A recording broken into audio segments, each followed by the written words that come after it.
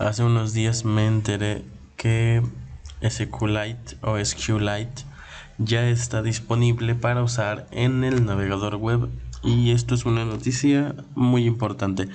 Tal vez no es la noticia más nueva porque ya de tener unos meses, mira, de hecho se actualizó en el 29 de abril, ya hace unos casi 2 meses, pero al menos para mí supone todo un cambio, una revolución, porque no teníamos un modo de almacenamiento en el navegador con SQL y bien definido. Y ahora imagina que, bueno, no imagina, pero ya tenemos SQLite en el navegador así directamente, nativamente, y así como está, o sea, con todas las características que ofrece. Entonces, en el pasado, o bueno, no en el pasado, pero normalmente, por ejemplo, para todos los sistemas que yo tengo, lo que se hace es un servidor web, por ejemplo, se expone en una API, porque si no, ¿en dónde guardamos los datos? Se puede usar, obviamente, en el lado del cliente, se puede usar local storage o se puede usar cualquier otra cosa, pero no son eficientes y no te permiten hacer lo que te permite hacer un motor, ya, un motor de base de datos. Entonces, eso supone toda una revolución. Yo creo que todos mis sistemas que voy a hacer a partir de ahora, voy a hacerlos usando esto que estamos viendo aquí, porque ya no voy a necesitar ninguna API. ¿Esto qué quiere decir? Que voy a poder desplegar mis sistemas de mejor manera y de manera más simple, ahorrándome operaciones en el servidor, porque básicamente para lo único que quiero el servidor, en mi caso, es para almacenar los datos, y que mejor que ya los datos almacenan del lado del cliente de manera eficiente. Vamos a ver un ejemplo. Yo aquí estoy usando un ejemplo de unas notas en las que estoy trabajando. Estoy aprendiendo un poco de Svelte, o como sea que se pronuncie Svelte, y Tailwind. Entonces el punto es que estoy usando SQLite. Ahora vamos a ver un poquito del código. Vamos a ver acá en base de datos service o service, quién sabe, que yo estoy invocando a create table y todo eso como yo lo haría en cualquier otro lenguaje, pero ya desde JavaScript del lado del cliente en el navegador web directamente. Yo estoy creando listas, estoy creando elementos de listas. Fíjate que yo aquí tengo relaciones, tengo con fondos listas, tengo con etiquetas, tengo con etiquetas listas, tengo varias relaciones entre las tablas, y todo se está creando, por ejemplo, aquí en nota service, quién sabe qué es. Aquí yo estoy invocando a update, a delete, a insert, etcétera. Todo eso yo lo estoy haciendo y ya en el navegador web. Esto que me permite entonces, por ejemplo, yo aquí voy a crear una lista.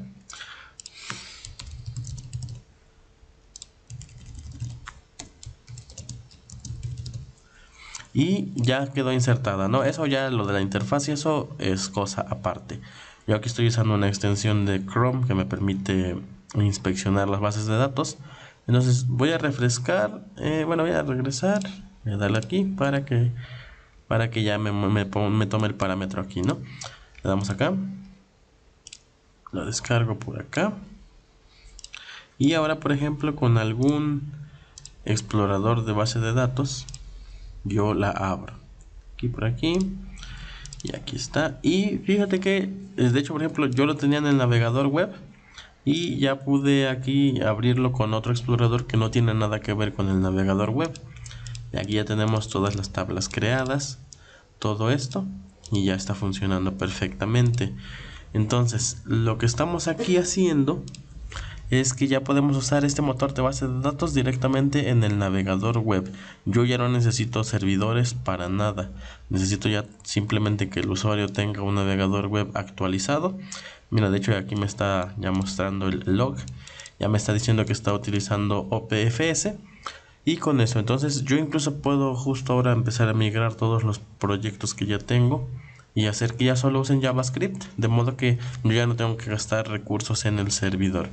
También otra cosa, por ejemplo, es que esto es gracias a este de Origin Private File System, que básicamente te permite escribir archivos en el navegador web, pero escribir archivos como en un sistema de archivos, como cuando tú creas una carpeta o un archivo en tu computadora, ya que anteriormente esto no era posible. Tú puedes solicitar acceso desde JavaScript a una carpeta y que leas su contenido. y para guardar esos datos otra vez tienes que pedir permiso. Y ahora esos datos pues son datos simples, datos de que no se pueden escribir de manera tan eficiente. Entonces con esto del Origin Private File System, lo que estamos haciendo, bueno, lo que se está haciendo es que tú ya tienes un sistema de archivos.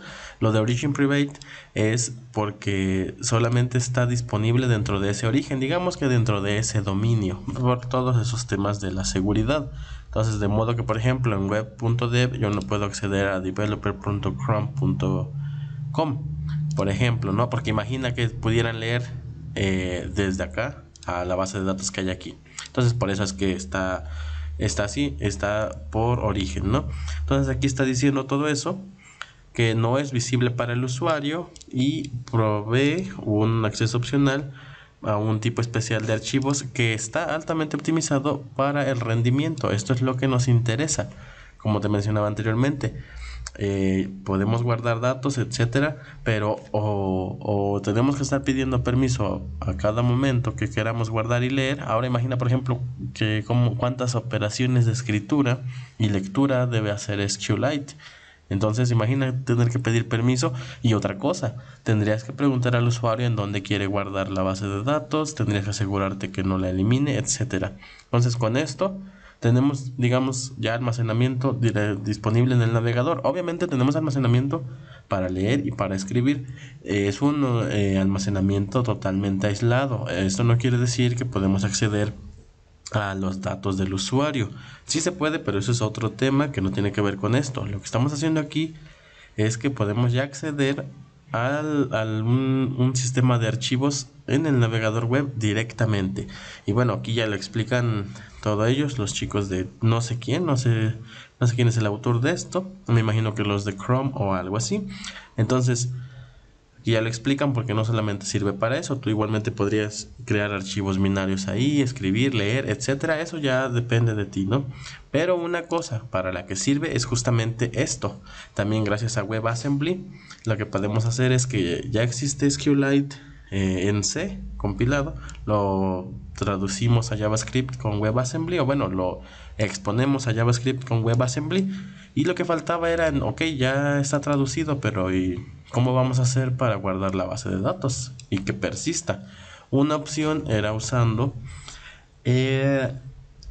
KVF, algo así de clave valor, en donde se almacenaba por fragmentos la base de datos en el local storage. Entonces se dividía en varios fragmentos y se guardaba en local storage. De hecho, por aquí puede que esté. Aquí, por ejemplo, hay más detalles de la base de datos, etcétera. Todo eso ya aquí está descrito. Aquí está diciendo que se está usando el Origin Private File System. Y entonces con esto nosotros ya tenemos una base de datos completa aquí en el navegador web. Y de nuevo con las ventajas de que se van a respetar las relaciones que hay entre ellas, que cuando yo elimine tal cosa se va a eliminar el otro lado. Todo el rendimiento que tenemos con SQLite en C lo tenemos acá. Obviamente no a la misma velocidad, es decir, cuando compilamos obviamente perdemos algo de rendimiento, pero que obviamente el usuario ni siquiera lo va a notar. O sea, no, por eso no hay ningún problema. Solo que obviamente, como todos nosotros sabemos, cuando nosotros compilamos y exponemos la API para cierto lugar, pues se pierde tiempo en la comunicación y en que obviamente no es nativo, pero se alcanza un rendimiento bastante óptimo. De hecho, viste que ni siquiera se notó que se guarda automáticamente. De hecho, yo por ejemplo guardo acá, cada que hago un cambio se guarda automáticamente. Y ahí ya se guardó automáticamente en la base de datos. Y tuviste que no pasó nada, no se notó ni siquiera el cambio, también porque se están usando web workers para no bloquear la interfaz principal. Pero entonces, todo lo que tenemos, todas las ventajas que tenemos con SQLite ya las tenemos ahora en el navegador web. Te repito, esta noticia puede que ya haya salido hace 2 meses, 3 meses, lo que sea.